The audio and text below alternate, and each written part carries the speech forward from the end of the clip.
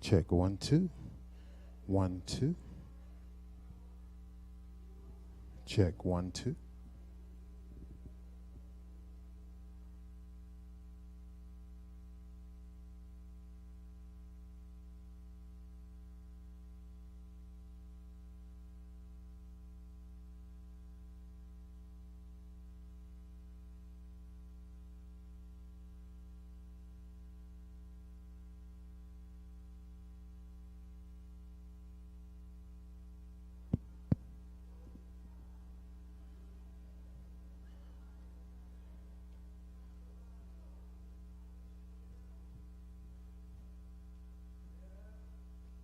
My brother, how you doing?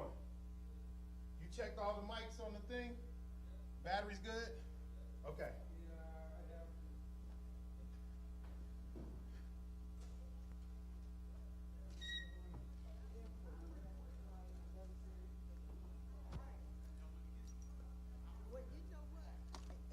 Hey, how you? Good. How are All right. you? All right.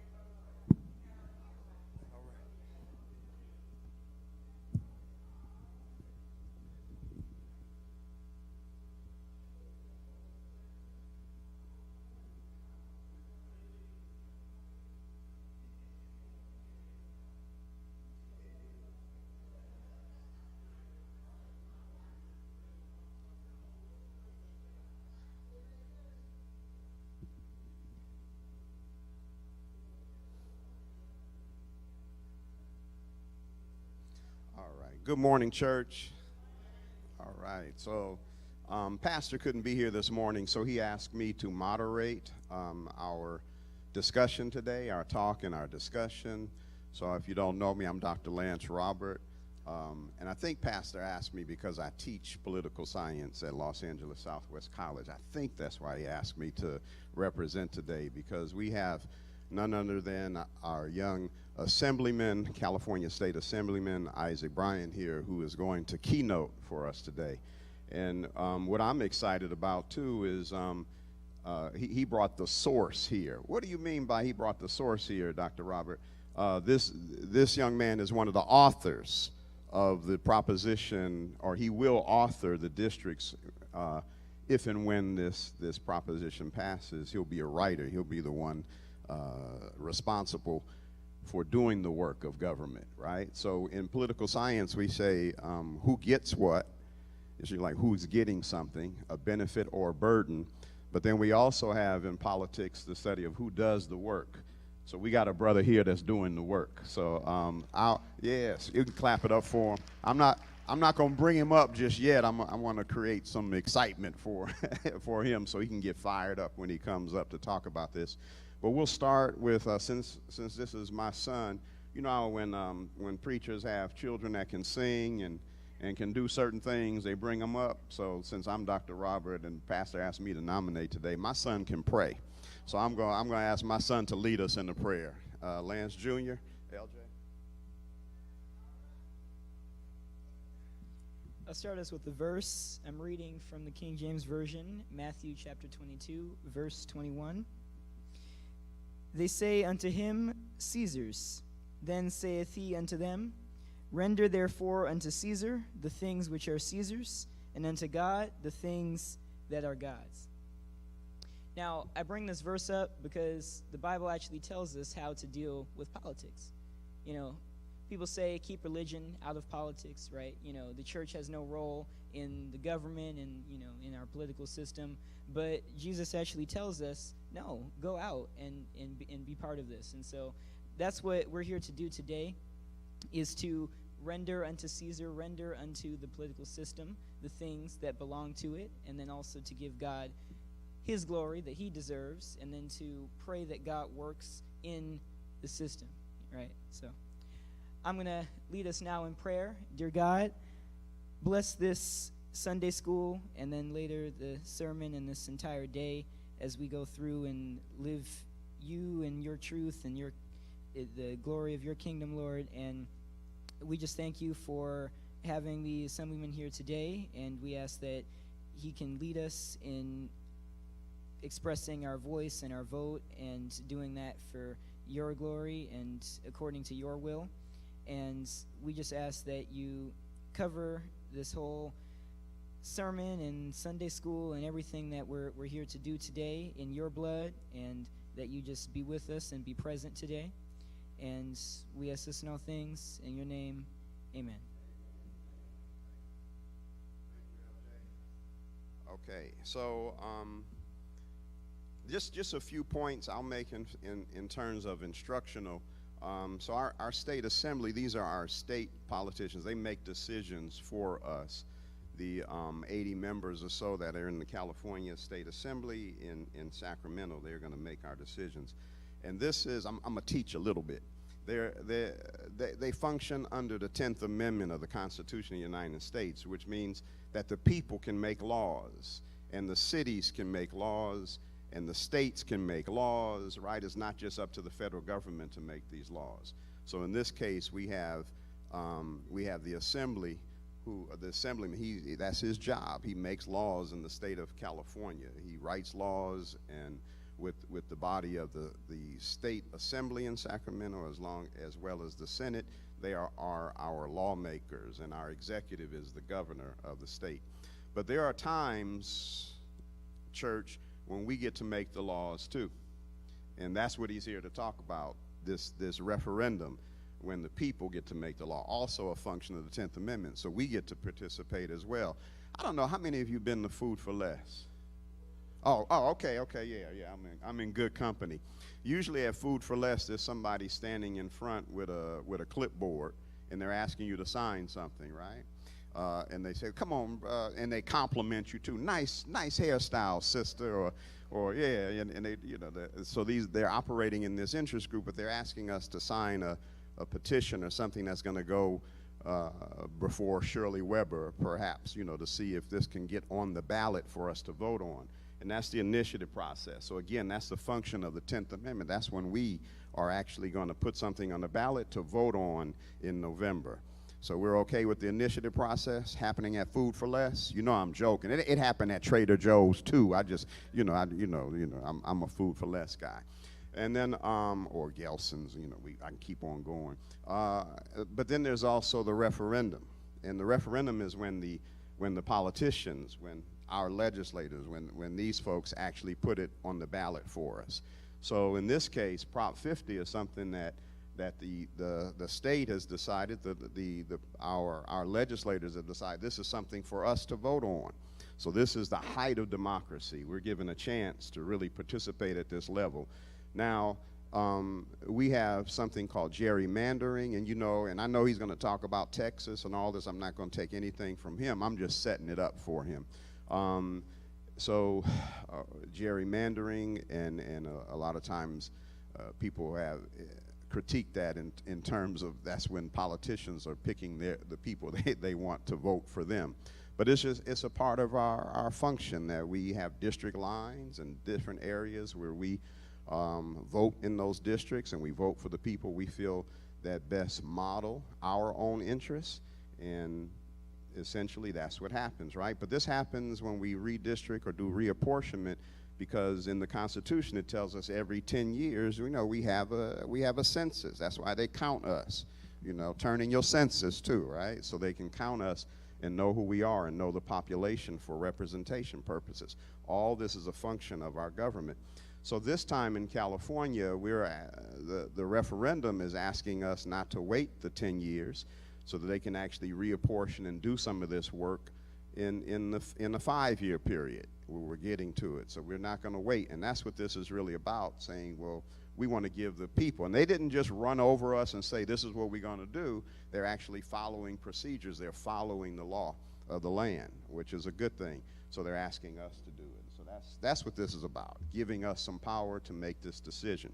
So I think I've said enough in background. Did I do okay? All right, okay, cool. He got all kind of degrees in public policy from UCLA and published article. I'm trying to make sure I did okay for the assemblyman.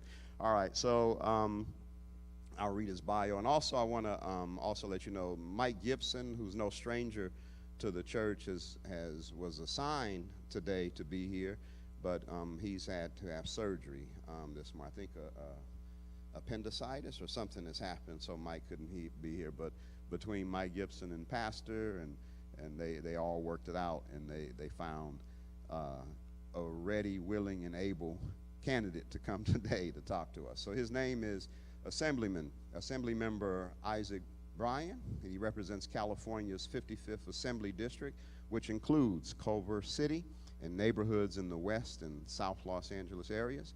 He serves as the chair of the Committee on Natural Resources, and he is the vice chair of the Legislative Black Caucus. He is also the chair of Select Committee on the Status of Boys and Men of Color. All right, brother, you in good company here, I promise you. Isaac is a community organizer, a policy expert, published academic who fights for policy changes and investments that protect the marginalized Californians. Among his many legislative accomplishments in the Assembly, he has successfully fought to close the Inglewood oil field, reduce financial and technical barriers to family reunification. He's increased wages for incarcerated firefighters and increased transparency in police misconduct cases. Assemblymember Bryan is one of the authors of the legislation to implement new congressional districts if Prop 50 passes. Let's welcome him as he comes, Assemblymember Isaac Bryan.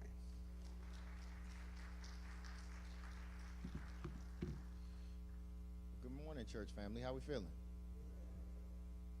Oh, no. Good morning, church family. How we feeling?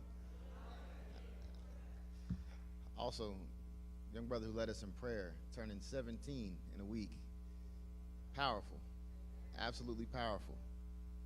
The future looks bright, and thank you, Professor, for teeing that up for me. Some of you might wonder what qualifies me to be standing here today.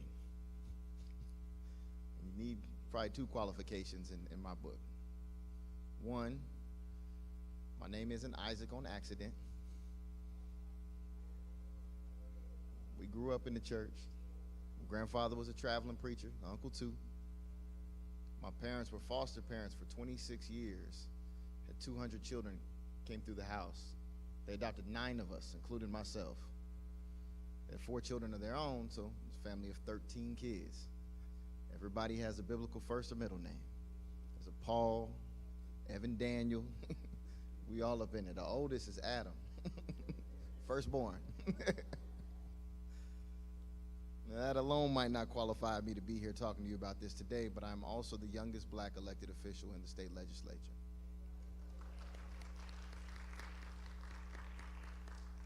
I was elected 4 years ago to represent the Crenshaw Corridor in Lamert Park, Baldwin Hills, View Park, Ladera Heights. So it's a little bit out of my district, but we still family. So thank you for inviting me to come through and to come speak with you all. My biological mother gave me up at birth, and my first foster family, 3 days after I was born, had me in a church. I've been in that pew ever since. In preparing and thinking about today, I was sent some scripture y'all may be talking to with Pastor later, or Mike just sent it to me, but it fits so appropriately. And that's Isaiah 10, verses 1 through 4. Woe to those who make unjust laws, to those who issue oppressive decrees, to deprive the poor of their rights, and withhold justice from the oppressed of my people, making widows their prey and robbing the fatherless. What will you do on the day of reckoning when disaster comes from afar? To whom will you run for help? Where will you leave your riches? Nothing will remain but the cringe among the captives or fall among the slain. Yet for all this, his anger is not turned away. His hand is still appraised. We were talked to earlier before prayer about church and state and what the Bible says about governance. And to me, the Bible was always pretty clear. We look out for the poor. We elect moral leaders. We love like Jesus would love. His disciples were the most undesirable people in society. Visited folks in prison. Some of them were incarcerated themselves. I mean, Jesus taught us to take our fish and feed the 5,000, right?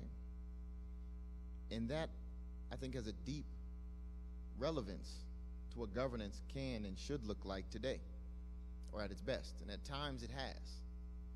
This is not one of those times. I haven't been around for many presidential elections. I'm 33 years old. I was talking to somebody the other day. My first driver's license, I had the Obama Hope t-shirt on. I couldn't even vote yet. I was 16, but I had my Hope t-shirt. And I thought things were going to be great. In fact, it was that election when I was a junior in high school, watching him get sworn in, that prompted me to take my government class really serious my senior year and study political science. In college, I thought our country was headed a certain direction, a direction that included all people, that valued us, that saw us, that sought to make right the harms of the past that had disproportionately impacted folks, harms that we still see today, manifesting in new forms and new shapes. I thought that is the direction our country was headed. And then I went to graduate school, and on my first few weeks of graduate school, the first Trump administration took over. And for those of us getting public policy degrees, we thought, what are we doing? And yet we persisted and thought surely, as a country, we had learned from that mistake and we would never go back there. And now we find ourselves right here.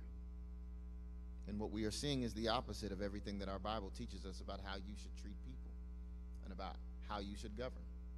The actions of this administration have been very clear. It is to disenfranchise the poor, to punish the hardworking, to multiply the one man's fish as many times over for that single man and leave others starving, to lie, to cheat, to steal if need be, to preserve individual power. We didn't plan on putting Prop 50 on your ballot. I can tell you that with certainty. I've been in the legislature all year. When I got up there in January, the first thing on our minds was we have to put these fires out. We have to make sure this can never happen again. We have to help folks rebuild and make sure folks can take care of themselves, and we got to deal with the insurance crisis.